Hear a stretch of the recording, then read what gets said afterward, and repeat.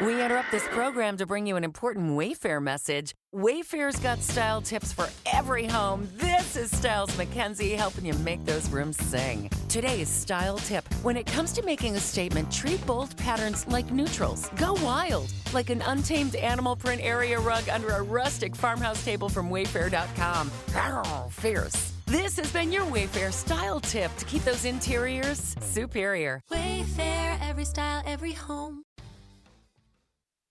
This is the Sports Gambling Podcast live on VSiN, the Sports Betting Network. Here are your hosts, Sean Green and Ryan Kramer. I can't believe we're letting these guys on my network.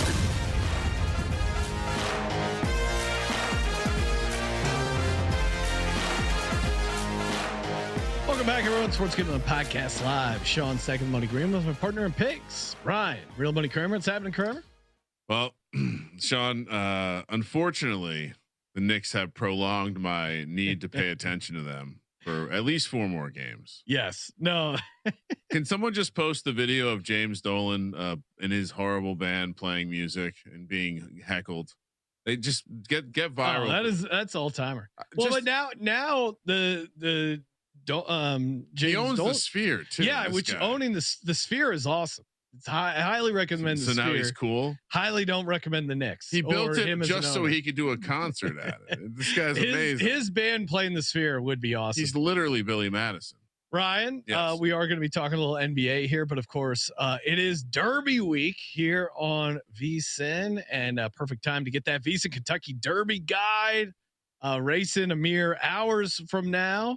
The countdown is on, and of course, perfect. If you're not already VSiN Pro, what are you waiting for? Go to VSiN.com/subscribe. Start today for just $9.99. Get your first 30 days of VSiN Pro, including the Derby Guide, daily best bets, exclusive betting splits, and so much more. Head to VSiN.com/subscribe. And of course, get all your NBA playoff action right here on VSiN, including courtesy of our next guest from the NBA Gambling Podcast, courtesy of the Progressive Guest Line, Mr. Scott Reichel. Scott, happy Friday night. We got some Game 7 basketball coming up, including tipping off Saturday, Clippers at Nuggets. How are we feeling? Yeah, I feel pretty good. I'm happy that we have double the Game 7s we had about 5 hours ago, so that's pretty nice to have 2 Game 7s. Definitely a weird Game 6 tonight.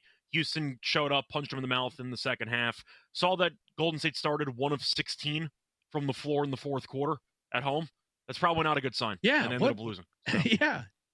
No, I was on Golden State tonight. I thought, all right, even if they start off a little bit slow, they've just been really shown a good ability to close here in these games at home. And there was just no closing action. And you know, Fred VanVleet, who the Warriors seemingly had figured out, at least historically, and then coming into the series, he started out slow, but he was out shooting Steph Curry there late. It was crazy. Yeah, I think VanVleet's had 25 plus points in 3 straight games. Curry's been a mess in the fourth quarter. I know Butler statistically had a pretty good game. The issue you run into, though, is that when Butler and Draymond are both not really great outside shooters, and you want to use Adams to patrol the middle for rebounding and for blocking, and you know that Butler and Draymond don't want to shoot from the outside, you can keep playing that zone, and that zone's giving Golden State a ton of problems. Yeah, no. It seems wild to think that a zone would completely cripple Golden State. Well, especially Steve Kerr, who's by all accounts a pretty good coach, seen it all, and they're struggling with the zone. But yeah, let's kick it over to Saturday. Game 7, Clippers at Nuggets has been an awesome series so far. Nuggets, I'm seeing what now, laying a point there. Scott, what do you like? Do you like a side, a total, props? I know you mess with the props. What do you like here for Clippers Nuggets? Yeah, so I'm going to go with 2 props, mainly because as a cop-out, I don't trust either of these teams to show up in a winner-go-home game, so that's kind of why I'm going to go elsewhere for this one. I'll start off with Kawhi Leonard. I'm going to go with the over 7.5 rebounds at -113. He's actually been great on the boards. He's had at least 9 rebounds in 4 straight games. He also played 39 minutes last game.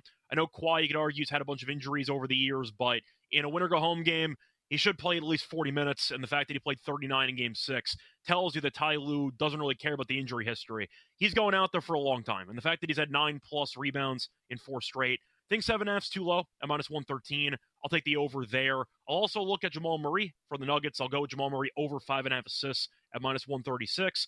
Even including the regular season, he's had at least 6 assists in 15 of his last 20 games. Been great against the Clippers. Had at least 6 assists in 5 of the first 6 games in the series.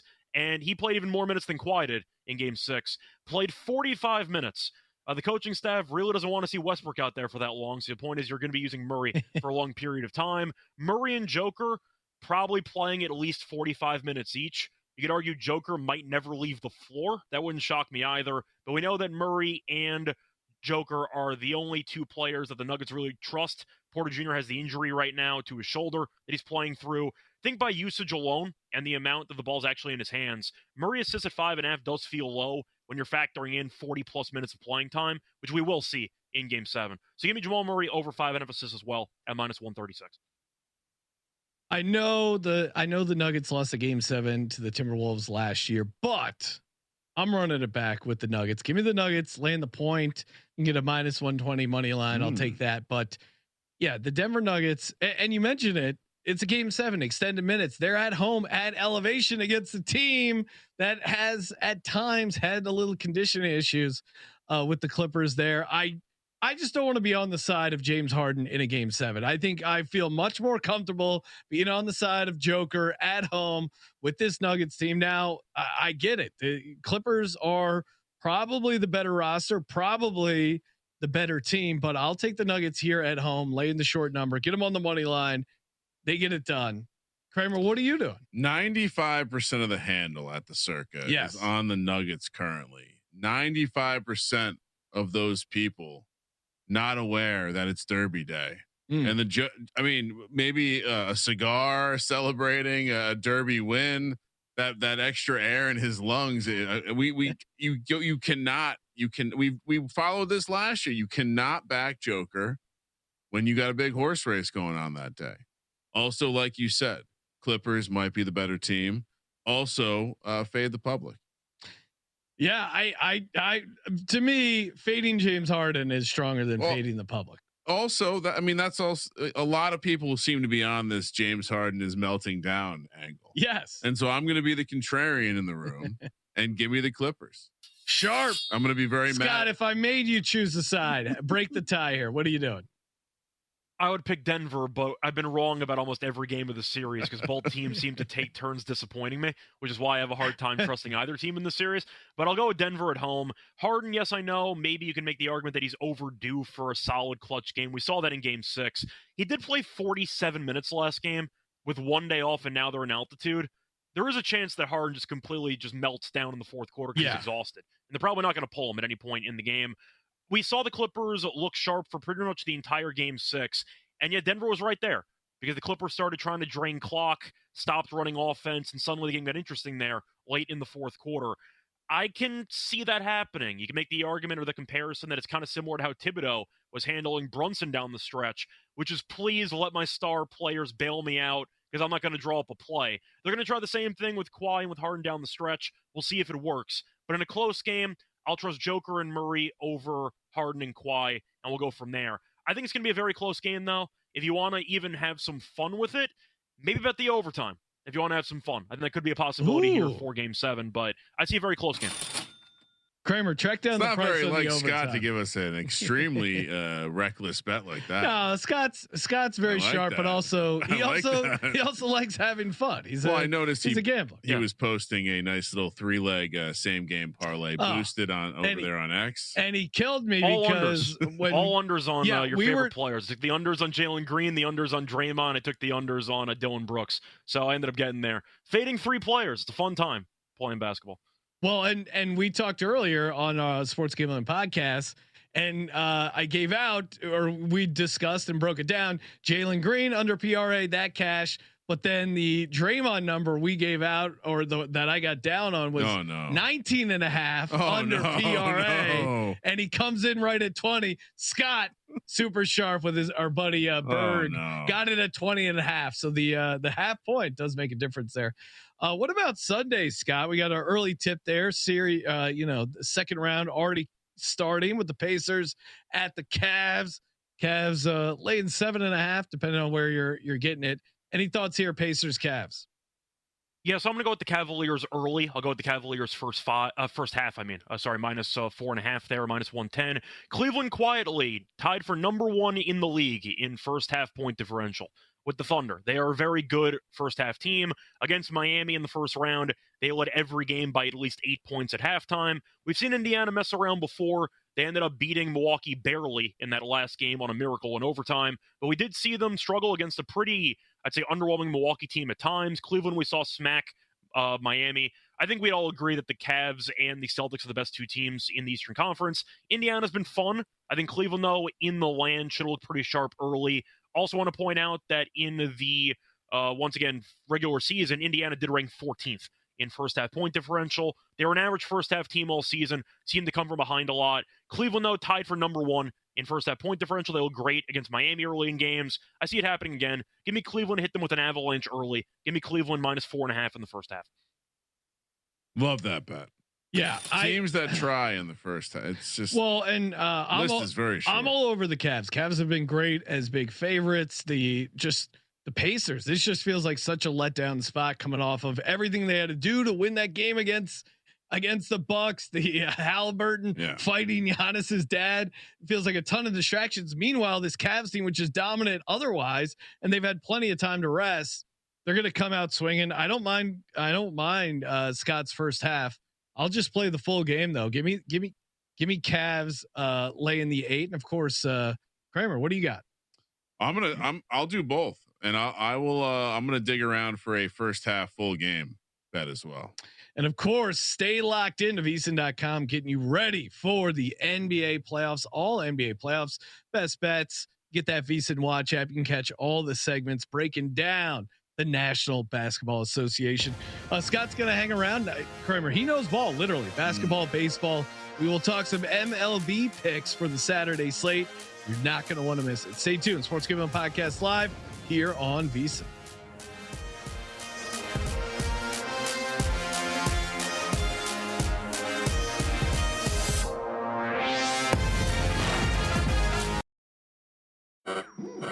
We interrupt this program to bring you an important Wayfair message. Wayfair's got style tips for every home. This is Styles McKenzie helping you make those rooms sing. Today's style tip: when it comes to making a statement, treat bold patterns like neutrals. Go wild, like an untamed animal print area rug under a rustic farmhouse table from Wayfair.com.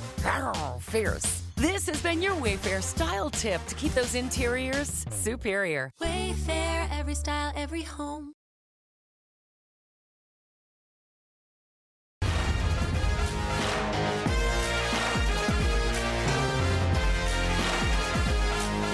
Welcome back, everyone. Sports Gambling Podcast live here on VSiN. Sean Second Money Green with partner picks. Ryan, Real Money Kramer. What's happening, Kramer? Oh, happy Saturday in some places. Yes, already Saturday on the East Coast. Scotty Reichel, a true degen, staying up late, talking a little baseball, and of course, not only we have some Game 7s in the NBA, but plenty of playoff action in the association. Love me some NHL. I mean, again, I'm very casual, but nothing beats playoff hockey. So fun to hop in. Of course, get that VSiN Watch app for all the NHL playoff coverage, all playoff long. Scott, you got any NHL action you're sweating out? As of right now, no. I know that Adam and I had a large amount of future bets, which actually worked out pretty well, but I'll be looking forward to the Game 7s. If you wanted my thoughts on those, I'll go with Colorado, and I'll go with the Blues, actually. Even though Winnipeg, I know, is the, of course, better team based on record, I'm not trusting Hellebuyck in a Game 7. I'm not going to do that. Give me the Blues, which should be a pretty decent plus money price. They can't play him. Look at this. You just put Scott. There was no warning. Hey, we might crowbar in some hockey plays. He's ready to go. Ready Knows ball and puck. Knows ball and puck.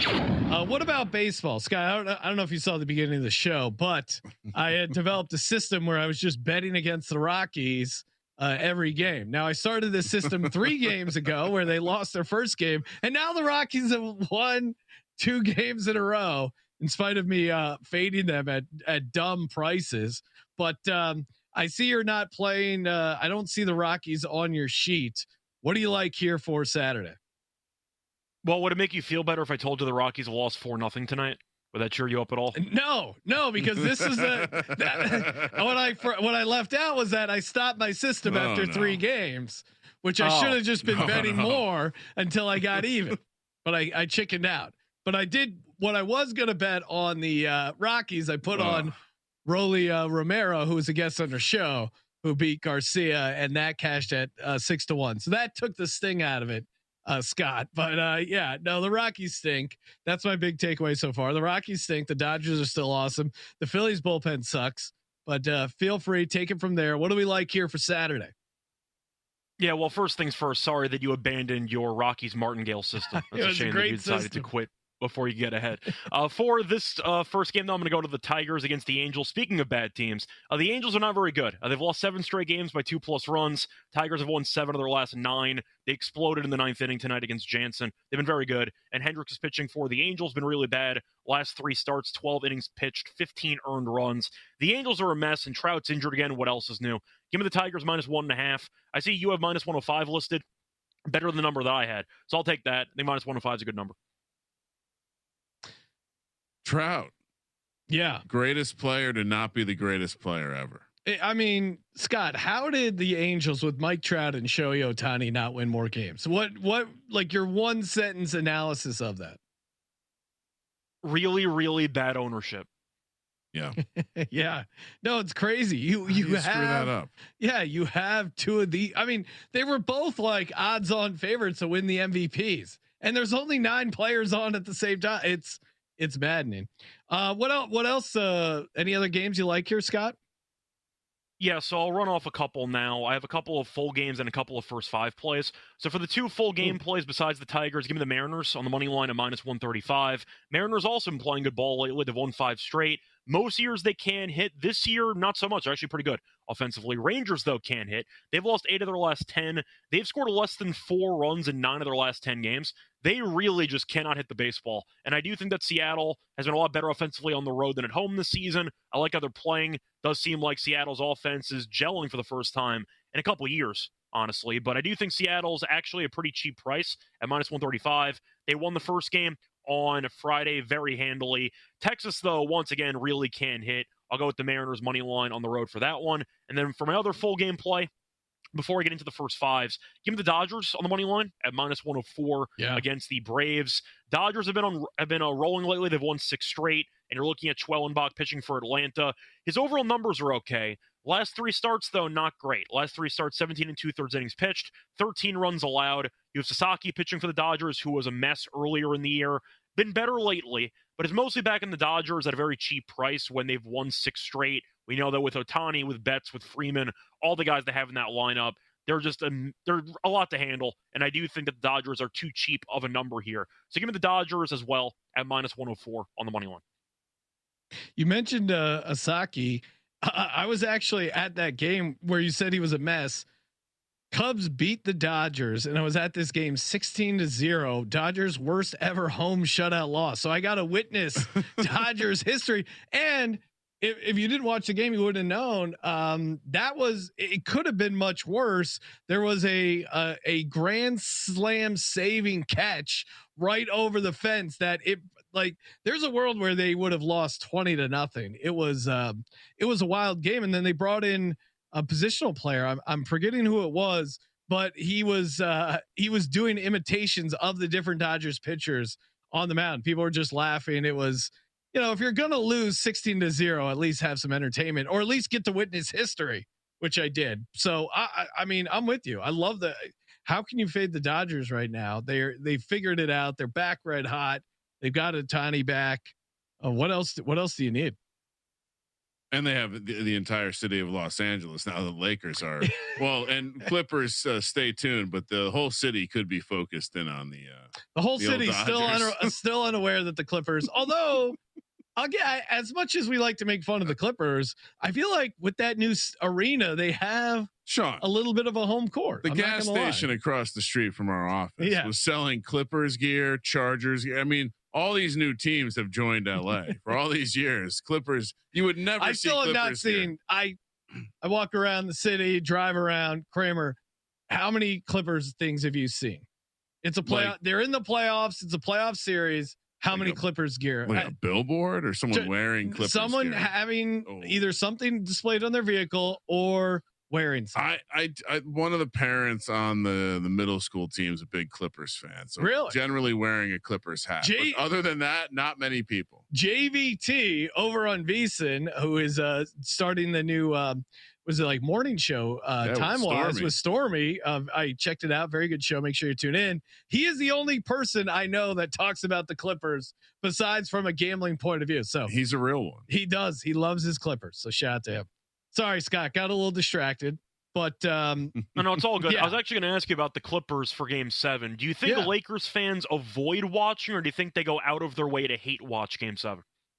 I will say this is a great question, Scott, because Kramer and I were in the house when the Clippers had one of the most historic collapses in all time in playoff basketball, and it was against the Rockets. Josh Smith was hitting a bunch of threes. James Harden, they benched him because the Clippers were up like 28 or something. They benched Harden and then they never put him back in. But there were enough. It was a crazy collapse. Clippers ended up losing. It went from like a nuts environment to completely dead silence. And there were a number of Lakers fans wearing Lakers gears at the game, just laughing. They're just losing their minds, doing chants on the way out. I mean, Clippers suck. Clippers suck. So yes, the Lakers like winning, but I can't remember the last time the Clippers went far. Maybe it must have been in that era, because I feel like the Lakers weren't that great. Hence why the Lakers fans were heckling them, because that's all they had. So yes, there are Lakers fans that will be watching this game strictly rooting against the Clippers. That's the only real rivalry aspect. I don't know of any Clippers fans that hate the Lakers. Like there's not enough of them, but Lakers fans definitely are annoyed that there's another basketball team in LA. There was a campaign when Ballmer first came in that said they were taking back the city. So I could see having a little annoyance for little brother there. Scott, we got distracted here, but I know you had some first five plays. What do you like? Yeah, it's all good. So for the first five play, give me the under 4.5 in the Astros and White Sox game, -120. Both teams are bottom 10 in first 5 inning runs per game. Browns pitching for Houston has been incredible, giving up 1 run in his last 4 starts combined. Martin's pitching for the White Sox. The last 2 starts, 11 innings pitched, no earned runs. Like the starters, I think the offenses are underwhelming. Give me the first 5 under there. And give me the Red Sox. First 5 team total under 2.5 at -120. Ober's pitching for Minnesota, been very good lately. He's allowed less than 2 runs in 4 of his last 5 starts. And the Red Sox have actually scored less than 3 runs in the first 5 in 2 straight games. I do think, though, that Ober is a bit underrated. Got shelled in his first start. Since then, he's been fantastic. Ballston defensively has been fine, but recently they've kind of been slumping a bit early in games. I think it's a good spot to take the under in the first 5 for the team total at -120 for the under 2.5. Love it. Yeah, no, good angles, good research, good analysis as always from Scott. Always appreciate you hopping on, Scott. Make sure you check out Scott, not only the NBA podcast, NBA Gambling Podcast, MLB Gambling Podcast, but also the Tennis Gambling Podcast. You know I'm a degenerate. Yes, great to get down on some tennis action. It never ends when it comes to tennis, so check those podcasts out. Always appreciate you hopping on, Scott and Kramer. When we return, the Bill Belichick edition of You Can Bet on That. All that and much more. Sports Gambling Podcast live on VSiN.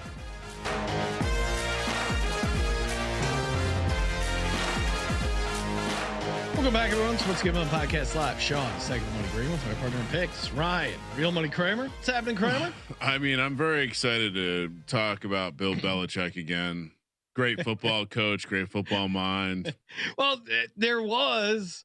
And of course, this is a segment you can bet on that because, far away places, maybe near the equator, can get a little creative with their offerings. Always fun, especially in the football offseason, break down some of these markets.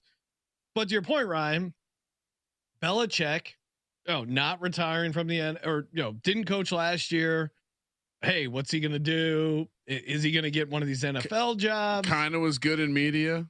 Better than people would have expected. You loved him on the Manning cast. I mean, not just me, but that was must-watch television. Yeah, and he was. It was fun hearing him chop it up, talk ball. And now he made the move. He was going to, take over the coaching job over at UNC. He brought over a former VSiN employee, Michael Lombardi, as a GM over there and stole away from VSiN. And, hey, big news. What are they going to do? A quarterback, all this stuff. And now the news story has kind of become him and his relationship. So he was doing promo for a book. There's a CBS morning show. There was clips I'm sure everyone's seen where the girlfriend's interrupting. They ask, how would you meet? We're not going to talk about that, which make up the most innocuous story. If you don't want to talk about it, at least have some story that you're going to use. Saying you're not going to talk about it makes it way more of a story than whatever. Do you think that Belichick, knowing that his behavior was tolerated by the media in the sports world, he didn't think that this kind of thing would be shown to the public? I think he looks like a guy who's in over his head when it comes to this relationship. As an outsider, if I was grading it, in over his head. Yeah. I don't know what's going on. Somehow the Hall of Fame, great football mind, strategist, the man. His whole thing, do your job the Patriot way. Yeah. And, having that determination, that focus, which made him a great football coach. And certainly you can make a case, one of the greatest football coaches of all time. All that discipline, the focus, not getting distracted with outside noise, not, he's promoting a book and the news stories are about his personal life, which just seems so out of character of the Bill Belichick we've known. He would cut himself. Yes. I mean, you remember who was it that made the comment about Rex Ryan with the foot video, and Wes Welker made a smart comment about the feet, something like that, which turned out Rex Ryan ended up leading into the whole I like feet angle, which, okay, hey, to each their own, Rex. Yeah. But same with Bill. I just remember someone was like, it's actually sweet. He loves his wife's feet. It's like, come on. We don't have to go that far. We can just be like, hey, it's his personal life. We don't need to go there. But yeah, to your point, Ryan, if someone was creating a distraction for the team, which should it be a distraction or not? It is a distraction, right? It has to be. Yeah. I mean, we've seen this in the NFL before. We've seen this in the NBA before, when a significant other all of a sudden is, or even parents, right? Yeah. We've seen this with parents. It's a helicopter girlfriend. It was all there. I understand why he's letting it happen. Yeah, because he's probably doesn't have a say. And he's happy with the trade arrangements right now. But what I don't who's it's the star player, right? I mean, Brady had different rules than maybe some of the other guys on the team. Yeah. But even Brady, if he was bringing a distraction like this, there might be a talk. But to your point, Giselle was a very big character. If this stuff was going on with Brady, I think it would have been a conversation. It just feels weird coming out of Belichick. Well, and specifically, there's a way to do for Belichick. There's a way to have someone be the bad guy that isn't one of you. That's the part of this where it's don't you just have a manager or a publicist somewhere lying around that just makes sure that none of this even happens? The fact that it got out, it just seems like there's someone might be out to get Coach. Yeah, I don't know. Mainstream media. I think slandering our great Hall of Fame. I don't think anyone's out to get Coach. The media is just kind of hey, wait, what the heck's going on here? This is what happens. They're bringing all the attention to themselves. It's not like CBS was. Yes. Hey, we have to get this hard hitting. They were doing a puff piece about Bill Belichick's book, and his girlfriend interrupted so many times she became the story. I don't think that was CBS. He was wearing a sexy guy hoodie with rips in it. Belichick wearing a pre-ripped sweatshirt is just very funny. So classic. But Kramer, there are prop bets about it. AKA, you can bet on that. What do we like here? All right, so there are a ton actually, and I actually cropped out some of the more reasonable ones.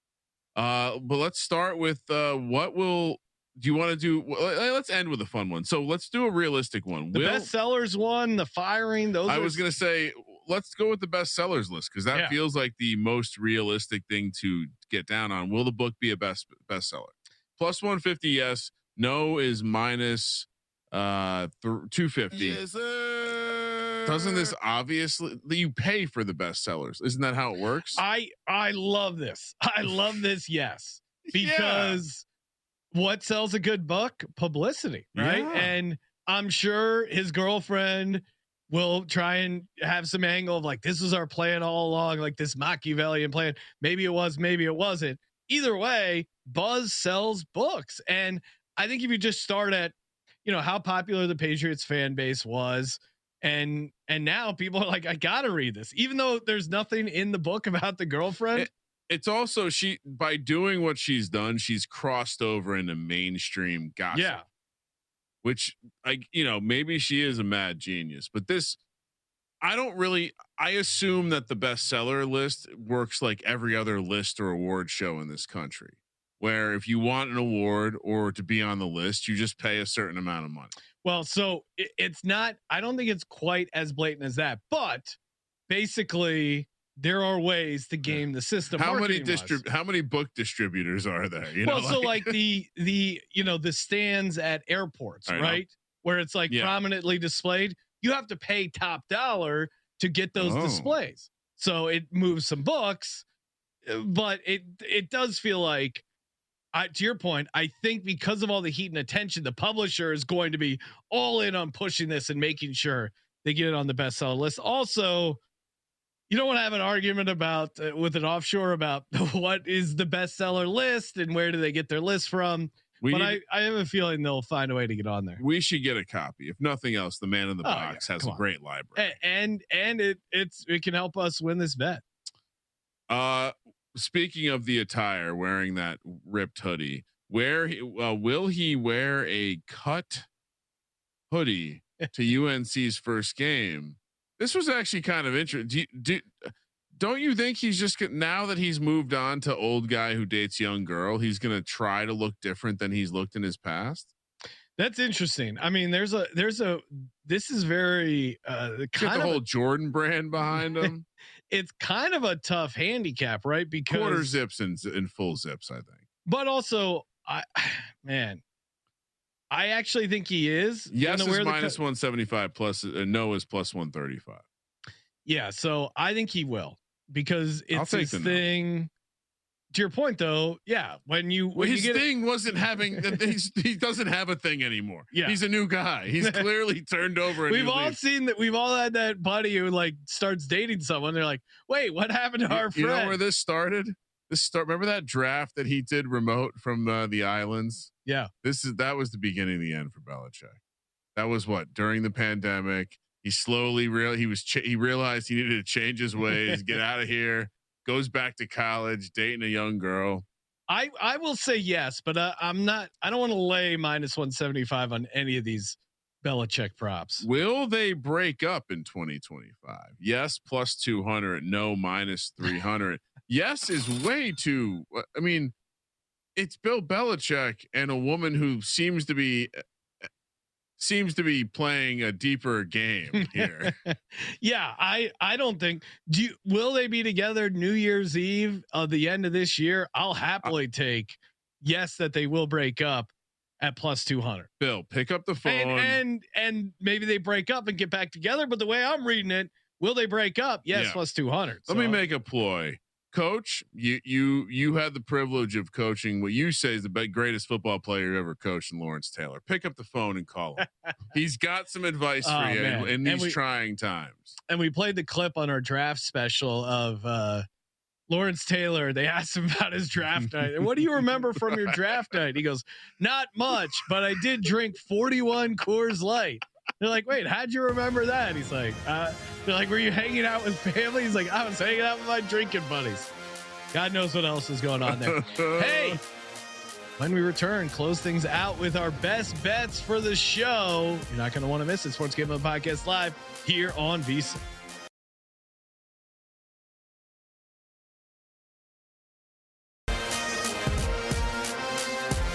This is the Sports Gambling Podcast live on VSiN, the Sports Betting Network.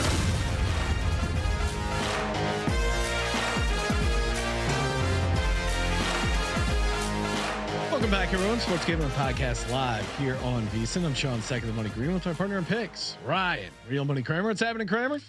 Pocket isn't as full as I had hoped, but pretty full of bets this weekend. Yeah. We got a nice little kitty of our best bets. And of course, our best bets brought to you by your best bet when it comes to Visa cards, the G Bank Visa Signature Card. Most credit cards treat sportsbooks and gaming transactions as cash advances.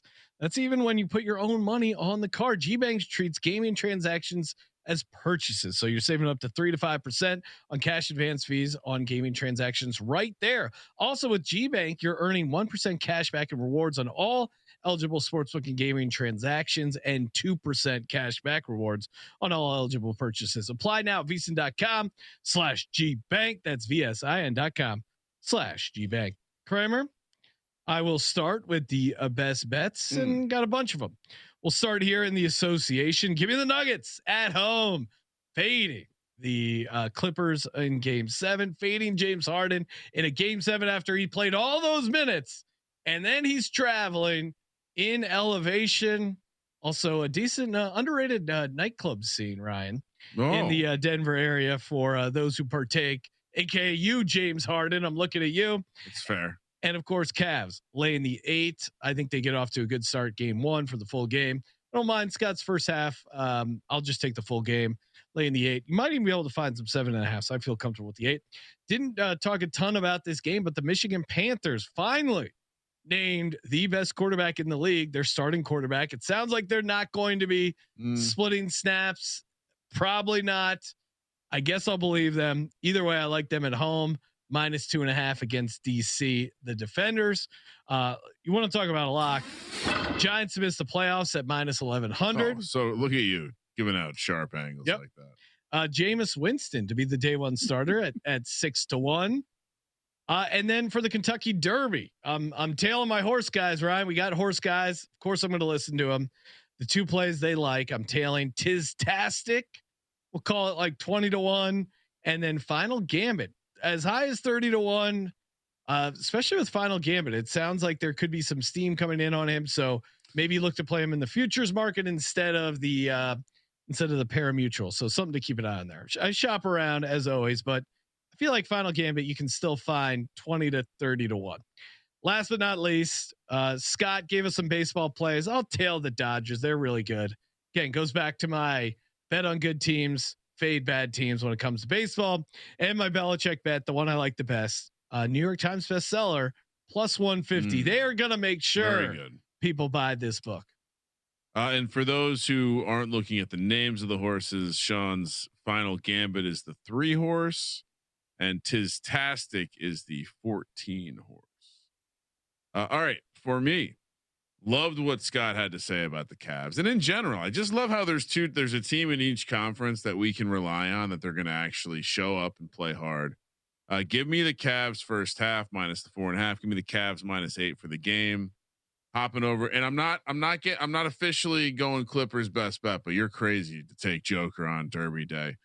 In the UFL, we talked about the curse of the 3rd string quarterback coming up and just beating a team that they should not beat at all. The Brahmas are +10, +380 against the Stallions, who are reeling right now. We read the stats. They're a bottom half of the league offense right now. Kevin Hogan, we have no idea. He sucked in the NFL, but he might get glory days back at Stanford. +380 in the UFL. Sean, come on, hop on that with me. Michigan Panthers also, I'm with you.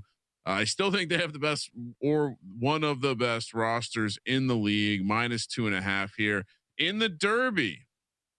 I'll join you on Final Gambit, but I'm going place and show only for him. 14 Tistastic. Give me a win play show. The 16 Cole Battle. As we said, got Cole Battle at +3,000 in my pocket, courtesy of a money bag. 2, love the trainer. Again, go look him up. Great stuff there.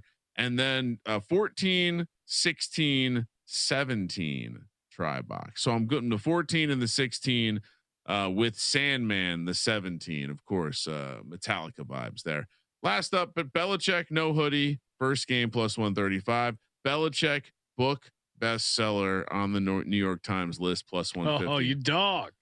I mean, and I got, those were get down on types of situations.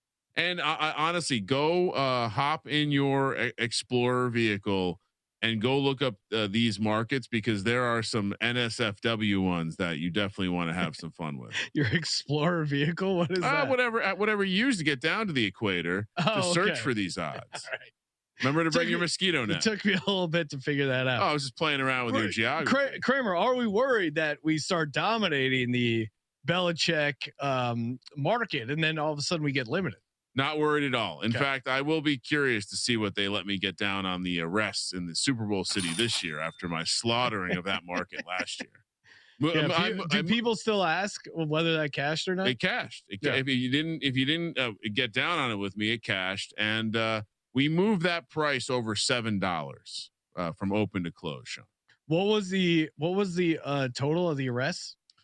It was like 33.5 or something like that. It was low, maybe 26.5. The overall number was kind of hard to find, because it seems as though maybe the city of New Orleans stopped updating that dashboard, but it was graded as a win.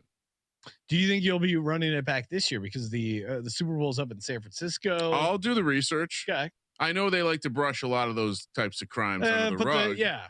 They don't have a transparent dashboard like New Orleans. I'll handicap it as I always do. Well, stay tuned. A lot of time between now and the Super Bowl. Kramer, any more Super Bowl futures for the Giants? What did you get your Super Bowl Giants future price at?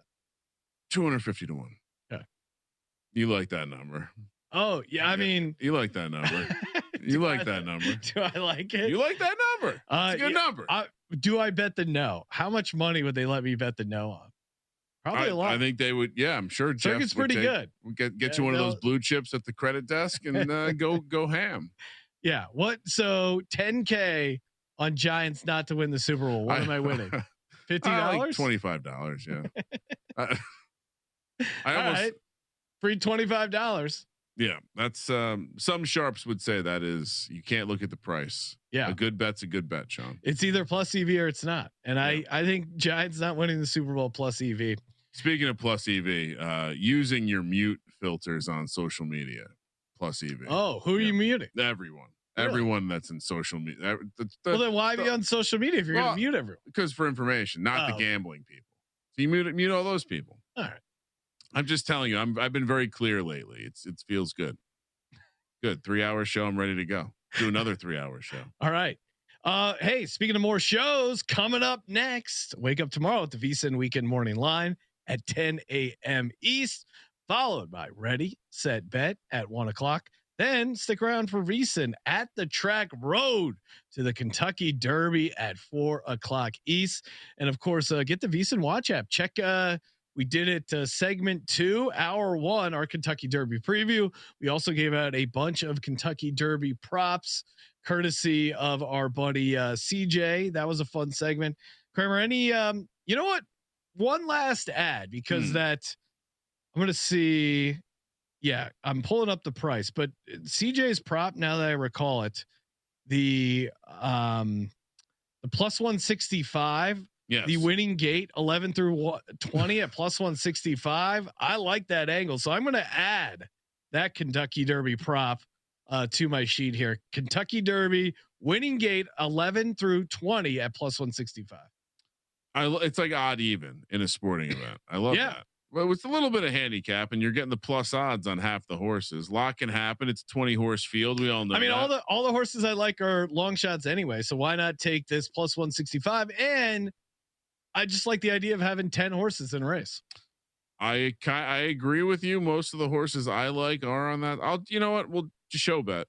Show bet. All right. Tailing it. Kentucky Derby winning gate 11 through 20 plus 165. It's going to be 14 or 16. That's 14 or 16. Yeah. What are those? Remind people the horses. Coal Battle or Tis-tastic.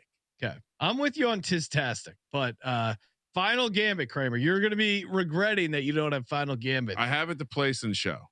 9 not to win. Not to win. Really? You still get some coin if they do win, but yeah, do not have them to win. Just place and show. Final Gambit, Tis-tastic. Those are my 2 favorite Kentucky Derby winners. Big thanks to all our guests, including the Wolf of Oaklawn, CJ Sullivan, Scott Reichel. A big thanks to all our producers, including producer Johnny, everyone behind the glass, making us look good, making us sound good. Always appreciate that. And Great week of podcasts coming up. Kramer, Yes. what are we talking?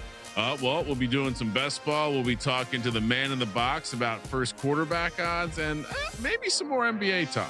Thank you for participating in the Sports Gambling Podcast. Let it ride.